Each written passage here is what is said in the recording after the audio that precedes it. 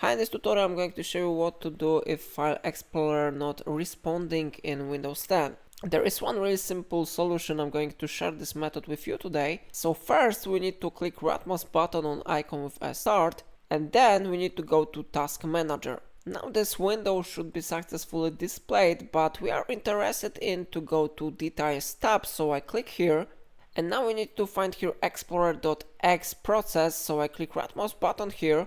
And then I click End Task. You will see this one information. Do you want to end explorer.exe? If you are sure that you want to do it, you need to click End Process button. And now we need to go to File on the left upper corner, and we need to go to Run New Task. Now I type here explorer.exe and I click OK button.